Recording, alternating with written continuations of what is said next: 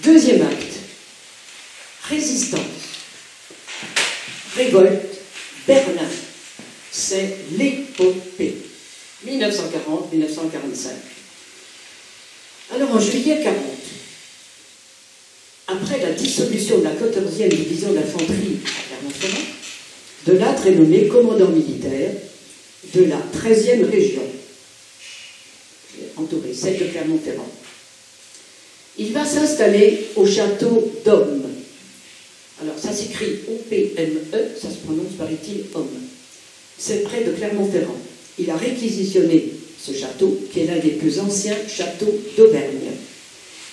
Ce château se situe sur le plateau de Gergovie. Alors pour nous, les fans de Vercingétorix, hein, ça évoque la résistance de Vercingétorix contre César en 52 avant Jésus-Christ, hein, Gergovie.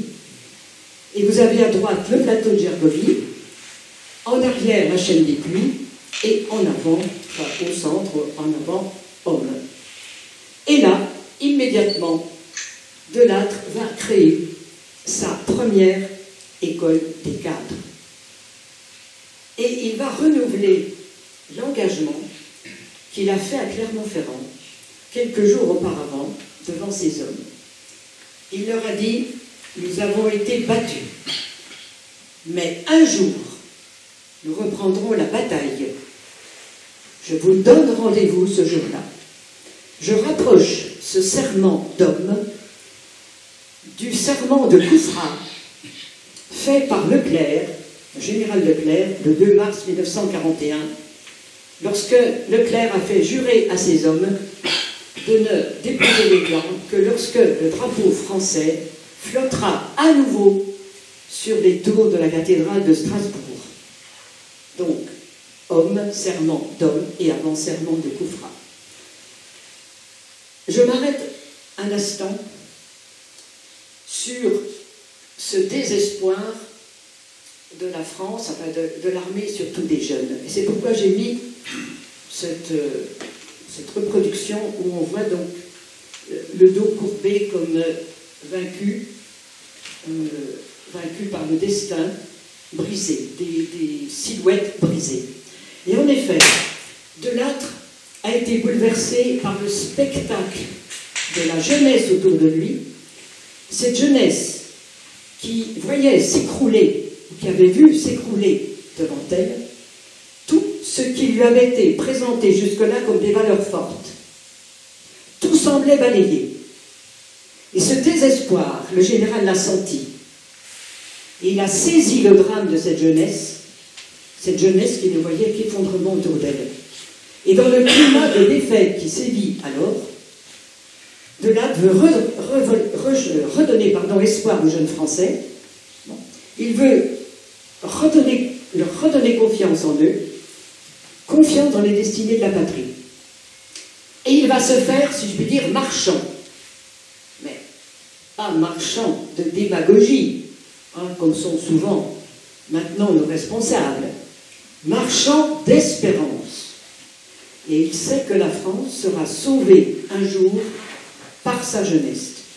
Et il a dit, lorsque les jeunes savent guérir, du même coup, ils guérissent la patrie. C'est bien vu.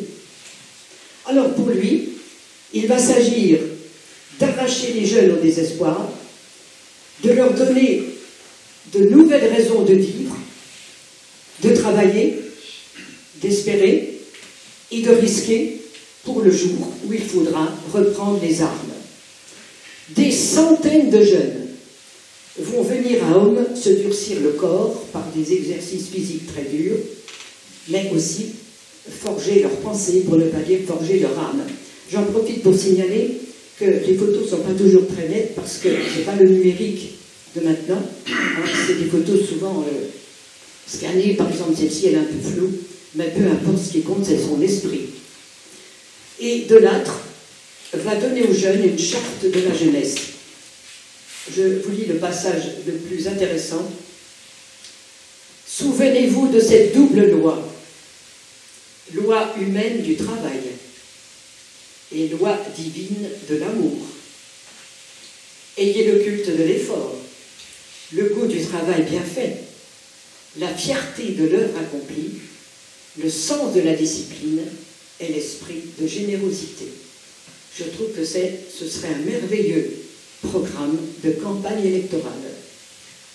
Tout y est, mais ne répond pas plus en Suisse qu'en France.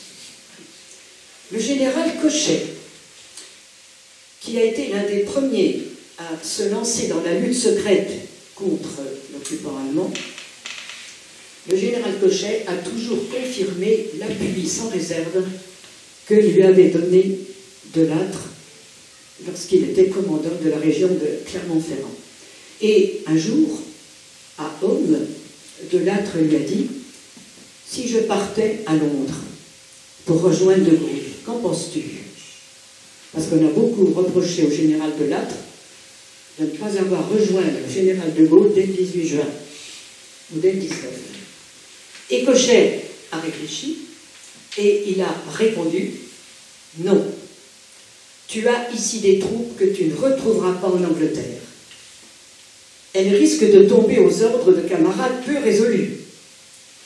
Garde-les en main. Le moment venu, tu seras en mesure d'agir utilement. » Ce sera le cas. Le 11 septembre 1941, il devient général de division, jusque-là il était général de brigade, et commandant supérieur des troupes en Tunisie. Et en Tunisie, il va installer une nouvelle école de cadre. Et en Tunisie, il va aussi s'employer à camoufler des armes, à établir un plan de mobilisation et un plan de résistance pour le cas où l'Africa Corps de Rommel, qui était engagé en Libye contre les Anglais, eh bien, pour le cas où cette armée allemande arriverait à la frontière sud de la Tunisie, Delattre avait tout prévu. Alors, le gouvernement de Vichy, évidemment, n'est pas très satisfait de l'action du général Delattre, puisque Delattre ne sert pas la cause allemande, au contraire, il la dessert, et le gouvernement de Vichy, collabore avec les Allemands, vous le savez. Donc, le gouvernement de Vichy est inquiet. Cette activité de Delattre est contraire à sa politique, donc Delattre est rappelé brutalement en janvier 1942, et en février, il est nommé à la division militaire de Montpellier, et il est nommé à la tête de la 16e division militaire, donc de Montpellier. Il est promu général de corps d'armée, donc général de brigade, de division, et maintenant général de corps d'armée. Le 11 novembre 1942, quelques jours après le débarquement des forces anglo-américaines en Afrique du Nord, représailles, les Allemands pénètrent en zone sud, en zone française sud, dite libre. Je dis bien dite libre.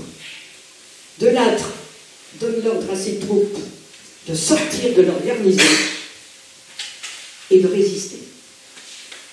Il est arrêté, sans doute a-t-il été dénoncé, il est incarcéré à la prison de Toulouse, puis à Lyon. Il est condamné, le 9 janvier 1943, à 10 ans de prison pour abandon de poste. Il est condamné par le tribunal d'État de Lyon. C'est une juridiction d'exception sans appel. Le 2 février, il est transféré à la prison de Riom, dans le Puy-de-Dôme. Voilà sa cellule. Il s'évade. Et oui, dans la nuit du 2 au 3 septembre 1943, avec l'aide de sa femme, l'aide de Bernard, qui a 15 ans et demi, l'aide de quelques fidèles et résistants. Il a réussi à scier. Alors je vous passe le détail de l'évasion, parce que ça mériterait une conférence toute seule, cette évasion.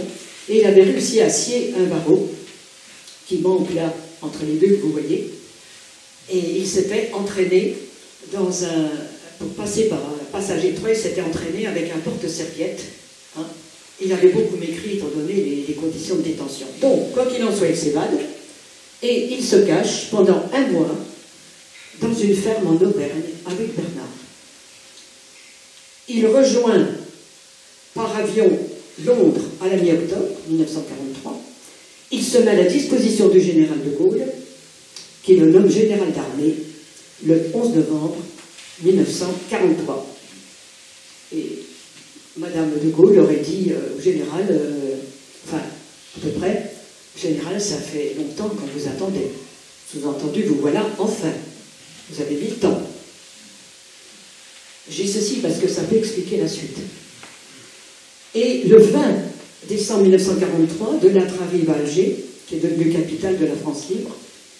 Le 26 décembre, le général Giraud, que vous avez sur la photo, qui est commandant en chef des forces françaises d'Afrique, Giraud nomme de Lattre à la tête de l'armée d'Afrique. Armée d'Afrique. Future première armée française, future armée B, elle-même future première armée française, Rhin et Danube.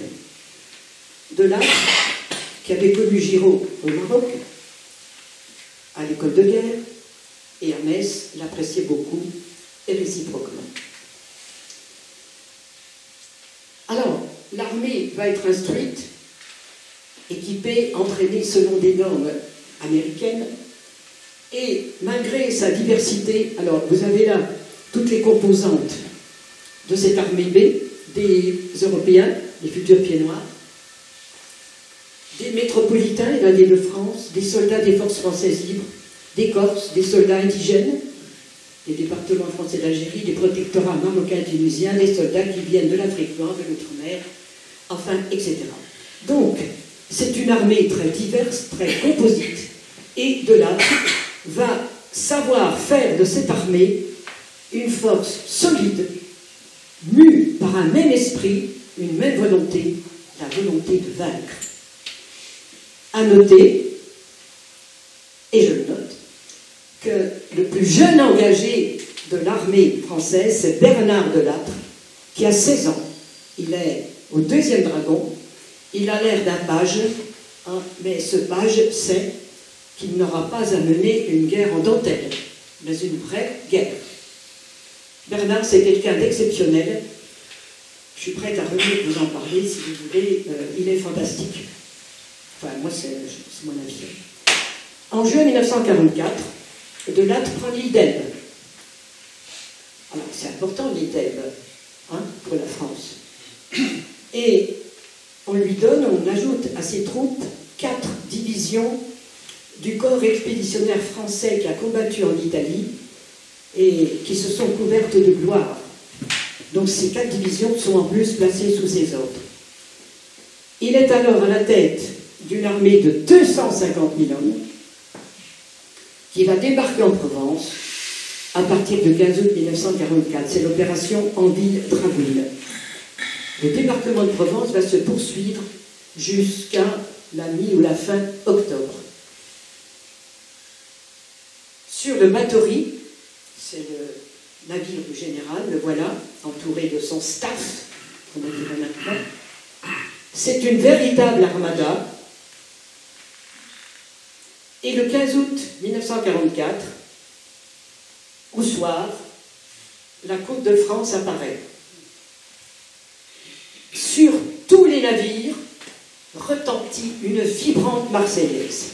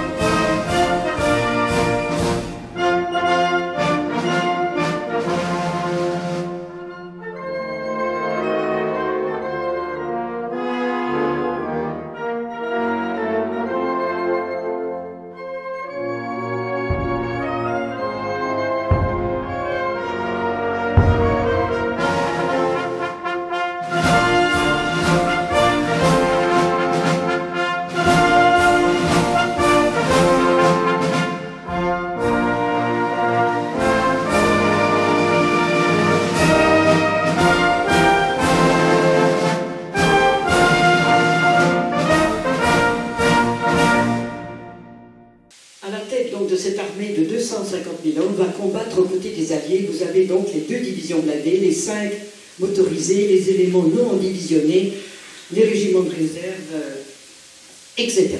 Alors, c'est l'euphorie quand les troupes arrivent sur le sol de Provence, et cette euphorie, on la ressent, j'espère qu'on va la ressentir dans le chant des Africains. Nous étions au fond de l'Afrique, gardiens jaloux de nos couleurs, quand sous un soleil magnifique retentissait ce cri vainqueur. En avant, en avant, en avant. C'est nous les Africains qui revenons de loin, menant des colonies pour sauver la patrie. Nous avons tout quitté par encourbi foyer, et nous gardons au cœur une invincible ardeur, car nous voulons porter haut et fier le beau drapeau de notre France entière. Et si quelqu'un venait à y toucher, nous serions là pour mourir à ses pieds. Battez tambour à nos amours, pour le pays, pour la patrie, mourir au loin, c'est nous les Africains. Delattre a pour mission de s'emparer de Toulon et de Marseille, qui sont libérés le 8 septembre 1944, au lieu des 2 mois prévus pour leur libération. Il va remonter la vallée du Rhône, entrer à Lyon le 3 septembre, libère Mâcon, Autun, Beaune, Nuit-Saint-Georges, Dijon. Le général Delattre à Dijon, c'est bien que j'y tiens, le 15 septembre 1944, il est aux allées du Parc, qui deviendront par la suite les allées, le cours général de Gaulle. Et c'est à quelques dizaines de kilomètres de Dijon, près de Châtillon-sur-Seine, à Naux-sur-Seine, qu'une jonction va avoir lieu le 12 septembre 1944 entre des éléments de la première armée française débarquée en Provence et des éléments de la 2e DB qui viennent de Normandie, la jonction. Et c'est ensuite que Delattre va remporter ce qu'il appelle sa plus belle victoire, l'amalgame. L'amalgame de l'armée d'Afrique avec l'intégration en son sein des jeunes résistants, des forces françaises de l'intérieur. Delattre ayant dit la France a besoin de tous ses enfants, qu'ils soient soldats dans l'armée régulière ou qu'ils soient jeunes résistants. Il va donc procéder à l'amalgame. Voilà, ces jeunes résistants qui étaient souvent peu encadrés, peu armés, enfin, etc. Et je dois dire que pour réussir, parce que beaucoup disaient, ça va être un échec, bien sûr. Je dois dire que pour réussir, Delattre a fait un petit peu comme un chef d'orchestre qui se trouve face à un orchestre composé d'instruments différents. Et il va réussir à faire jouer à cette armée composite, très diverse, une seule et unique symphonie à partir d'éléments disparates. On retrouve là son génie, son habileté et sa ferveur. Et c'est à Besançon, le 19 septembre, que l'armée B va devenir la première armée française qui comptera bientôt 400 000 hommes. Et il a écrit d'ailleurs l'histoire de la première armée française. Delattre a redonné à la France une armée dont on a dit qu'elle était une sorte de miracle national, vu comme c'était parti en 1940. Mais il a eu aussi la volonté, en intégrant des jeunes résistants, il a eu la volonté de remplacer des troupes indigènes, par exemple des Africains ou des Polynésiens, qui souffraient terriblement des conditions climatiques. Comme j'ai dit tout à l'heure, je ne sais plus qui, souvent, dans ce terrible hiver 44-45, ces indigènes avaient les pieds nus dans des sandales, dans la neige, avec moins 20 degrés. C'est ce qu'on a appelé à l'époque, j'aime pas trop le terme, le blanchiment de l'armée. Blanchiment. C'est le terme de l'époque. Et le 24 septembre 1944, il reçoit du général de Gaulle, qui est le chef du gouvernement provisoire, la croix de l'ordre de la Libération, décoration prestigieuse. Alors, dans une allocution, Bon, tentons.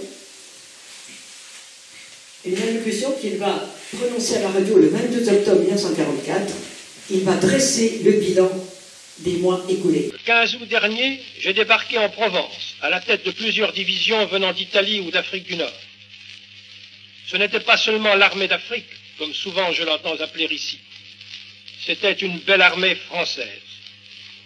Ces soldats, vous les avez acclamés tout au long de la marche libératrice qui les a conduits en un mois, des plages de la Méditerranée au contrefort des Vosges. Il faut que vous sachiez que c'est spontanément, volontairement, que l'immense majorité d'entre eux s'est enrôlée sous nos drapeaux pour la libération de notre patrie. Les uns étaient en Abyssinie, en Érythrée, à Birakem, à El Alamein, répondant dès les premiers jours à l'appel pathétique du général de Gaulle. D'autres ont fait un rempart de leur corps, uniquement de leur corps, devant les troupes allemandes débarquant en Tunisie en novembre 1942 et les ont finalement boutés hors d'Afrique. D'autres, enfin, à travers les Pyrénées, à travers l'Espagne, sont venus les rejoindre au milieu de 1000 périls, de 1000 souffrances. Puis, durant les longs mois d'hiver et de printemps, se préparant passionnément au combat, ils ont attendu avec quelle impatience et avec quelle angoisse le moment d'accourir vous délivrer.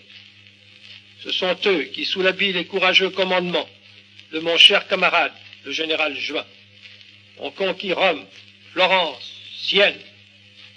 40 000 sont tombés, tués ou gravement blessés. Ce sont eux qui, aujourd'hui, sur nos frontières de l'Est, s'apprêtent à libérer les plus sacrés de nos provinces et qui s'élancent vers Strasbourg et vers le Rhin. Et devant les difficultés rencontrées, bon, j'ai parlé des conditions climatiques, mais il y a aussi le manque de carburant. Parce que cette armée est allée tellement vite, plus vite que les prévisions, que l'intendance ne suit pas, et en particulier l'essence. Donc l'armée va marquer le pas. Et après de très durs combats dans les Vosges, et après la prise de Belfort, Mulhouse et Strasbourg sont libérés. Alors, Strasbourg, là encore, je tiens à préciser une chose. Strasbourg a été libéré par la 2e DB du général Leclerc le 23 novembre 1944. Certes, et le drapeau français a flotté sur les tours de la cathédrale de Strasbourg, serment de Koufra tenu. Mais Strasbourg a été ensuite gravement menacé par une contre-attaque allemande. Et c'est Delattre qui a réagi immédiatement, et en janvier 1945, ses troupes ont sauvé la ville de Strasbourg d'une nouvelle occupation allemande. On dit toujours Strasbourg libéré par Leclerc, oui, mais on ne dit jamais, ou presque jamais, Strasbourg sauvé par Delattre. L'avez-vous déjà entendu dire Strasbourg sauvé par Delattre? Oui. Oui. Ah. Oui, mais vous avez de la chance parce que même ce discours n'est pas tellement tenu chez nous. Eh bien c'est bien. Eh bien c'est bien, ça me réconforte. Alors, ensuite, c'est la libération, la prise de la plaine de Colmar. Alors là, vous avez l'entrée des troupes dans Colmar. Normalement, il y a la marche de la libération.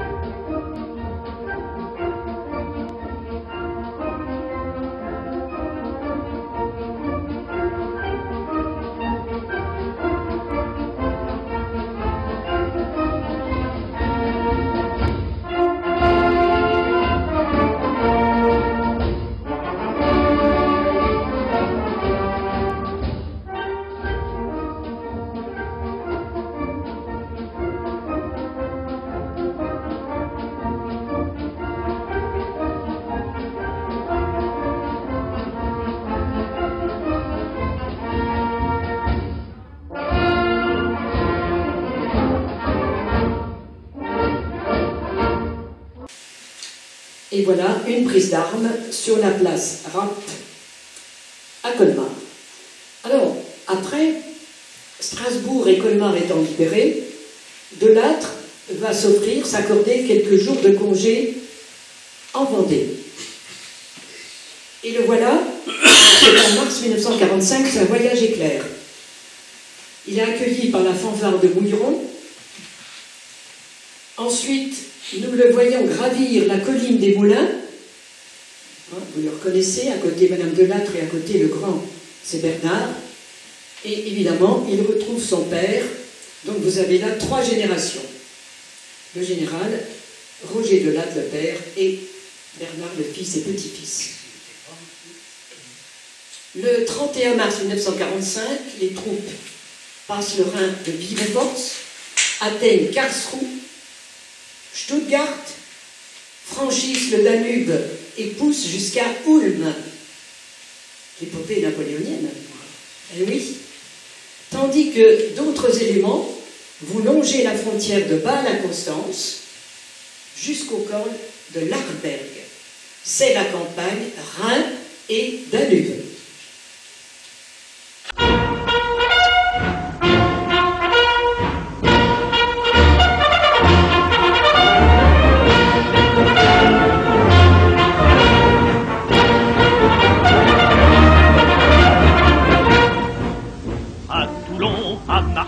À Strasbourg et du Rhin jusqu'au Danube, d'un élan tous encore un beau jour. Ils sont passés et certains sont retour.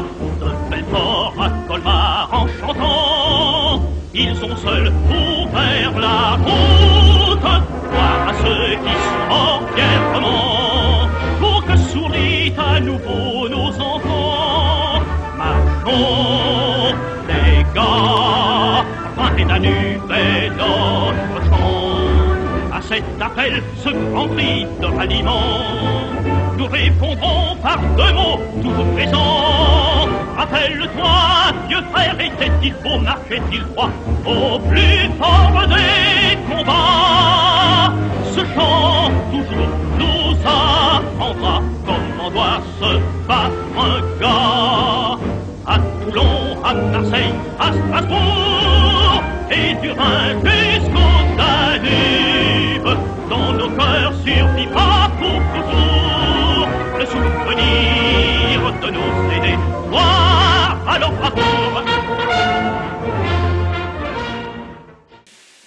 Alors, il y a eu une première capitulation de l'Allemagne le 7 mai 1945 à Reims, mais là, la France n'était que figurante. On n'a jamais beaucoup parlé de cette capitulation. Et c'est le général de Gaulle qui va désigner le général Delattre pour signer le 8 mai 1945 à Berlin la capitulation sans condition de l'Allemagne nazie. Voici la signature, le stylo. Alors, il y a une anecdote pour ce stylo. Au moment de signer, Delattre s'aperçoit qu'il n'a pas de stylo dans sa poche. Donc il se retourne derrière lui, son aide de camp, et lui dit « De Metz, votre stylo, ou ton stylo », je n'étais pas là, je ne sais pas s'il a tutoyé, vous voyez. Et donc, De Metz prête son stylo, même donne son stylo, et ce stylo, il est au musée de l'armée aux Invalides. Donc c'est quand même historique, cette histoire du stylo. Et dans l'avion du retour, Delattre prend une feuille de papier et rédige son fameux ordre du jour numéro 9, l'ordre du jour de la victoire. Alors, je ne vais pas tout vous le lire, il y a des documents là-bas en sortant à gauche, et en dernière page de certains documents, il y a l'ordre du jour, c'est un texte magnétique. Et en Côte d'Or, nous nous efforçons de trouver des jeunes dans le plus grand nombre de communes possible pour lire l'ordre du jour numéro 9 le 8 mai. Toutes les communes sont contactées, les 683 maintenant, ou 85 communes. Quand j'ai 10% de réponse, je suis très contente. C'est dommage, parce que c'est une occasion pour les jeunes s'imprégner de cette histoire, de leur histoire, et aussi de se mettre un petit peu en valeur. Alors on peut dire que l'humiliation de la défaite de juin 40 est effacée. La France a retrouvé sa place au sein des grandes nations alliées. Elle obtient une zone d'occupation en Allemagne et un siège permanent au Conseil de sécurité de l'ONU. Moi, je me pose une question, est-ce que l'ONU sert encore à quelque chose? Ce machin, comme disait De Gaulle. Le 5 juin, à Berlin, Delattre retrouve des chefs, et pas des moindres, Montgomery, Eisenhower, Yukoff. Et les 4 grands vainqueurs, au cours de cette conférence quadripartite, vont délimiter les 4 zones d'occupation qu'on doit avoir après. Voilà. Britannique, russe, américaine et française. 3 semaines, enfin pas 3 semaines, mais 2 mois avant Berlin, jamais personne n'aurait pu imaginer la présence de la France à Berlin, son siège de membre permanent au Conseil de sécurité, sa zone d'occupation. Si on en est arrivé là, c'est grâce, évidemment, à tous nos chefs prestigieux, mais je dis c'est grâce aussi, et surtout, peut-être, à l'armée de Delattre, qui était une armée française. En Normandie, ce sont des Anglais, des Américains, des Canadiens, des Australiens. Je ne veux pas dire que le rôle est nul, c'est pas ça. Mais là, c'est l'armée française. Ça a un poids beaucoup plus lourd, plus d'impact. De retour dans son PC de Lindau, au bord du lac de Constance, la première tâche du général, c'est la prise en charge des déportés. Alors, il va accueillir des revenants de Dachau, de Ravensbrück, de Neuengamme, les camps de la mort. Et il est particulièrement ému de voir ces cortèges de déportés. Il va leur faire administrer tous les soins que leur État réclame. Il va les faire soigner dans les sanatoria de la Forêt-Noire. Ou alors, il va aider la Croix-Rouge à les transférer, la Croix-Rouge suisse, à les transférer en France. J'en profite pour dire, remettre un petit peu les pendules à l'heure, surtout que je sais qu'en Suisse, on attache beaucoup d'importance aux pendules. On a toujours dit, je ne sais pas si madame a entendu la même chose que moi, que les déportés, enfin les camps, avaient été libérés par les Américains, les Soviétiques, un peu les Britanniques. Or, les troupes françaises ont libéré des camps de déportés. Le saviez-vous? Non? Si, mais si vous voulez, on parle des premières nouvelles en général. Oui, mais ce n'est pas une raison pour oublier les autres. Non, mais c'est très difficile la communication. Mais je sais, j'exagère un peu. Pas des grands groupes, mais sachez que oui. Et en particulier, ils ont libéré le camp de Reingen près de Stuttgart. Alors, à Lindau, je referme la parenthèse. Voilà, c'est magnifique, Lindau. Oui, c'est paradisiaque. Enfin, je ne sais pas comment c'est maintenant, à l'époque c'était paradisiaque. C'est toujours, c'est bien. Et donc à Lindau, Delattre va se montrer généreux. Il va organiser des fêtes somptueuses. Il reçoit ses hôtes avec beaucoup de faste et d'éclat. Et c'est le roi Jean, dans toute sa splendeur. Alors, il y a des jaloux, il y a des aigris, il y a, oui, toujours, surtout quand on réussit. Quand vous échouez, personne ne vous envie. Et donc, il y a des grincheux qui ne vont pas lui pardonner ses succès. Et à Paris, paraît-il, des rumeurs très sournoises circulent. Une nouvelle qu'il va apprendre le 25 juillet 1945 va littéralement le crucifier. Sur décision du général de Gaulle, chef du gouvernement provisoire, la première armée est dissoute. Delattre est limogé. Alors, le terme limogé n'est pas de moi. Je l'ai sorti d'un des 3 livres de Madame de Lattre, le tome 2. Je vais même vous dire que c'est tome 2, page 45. C'est elle qui utilise le terme limogé. Alors, le 4 août, comme vous l'avez sur la photo, de Lattre fait ses adieux à ses troupes sur le pont de Kehl. Et il dit: que va-t-on faire de moi maintenant? Ça n'a pas d'importance. Quoi qu'il arrive, je ne peux rien espérer de plus beau que d'avoir commandé la première armée et d'avoir signé à Berlin. Il n'est pas possible pour un soldat de connaître une joie plus grande, car je suis un soldat et je ne serai jamais qu'un soldat. C'est clair. Le 4 octobre, il va créer l'association Rhin-et-Danube avec son célèbre insigne, les armes de Colmar. Et cette association va constituer le ralliement des anciens de la première armée française et va préserver l'esprit de confiance et de solidarité qui a toujours animé les membres de cette armée. Et il retrouvera toujours avec plaisir ses anciens, et même avec émotion. Et là, vous avez sa dernière réunion avec ses anciens, c'est quelques mois avant sa mort. C'est en octobre 1951, on voit bien d'ailleurs que ce n'est plus le général flamboyant. Hein. Il a le masque de la maladie, je ne veux pas dire le masque de la mort, mais au moins le masque de la maladie. Chaque fois qu'il rencontre les anciens de Rhin-et-Danube, il les galvanise littéralement. Dernier acte, au service de l'Occident, 46-52.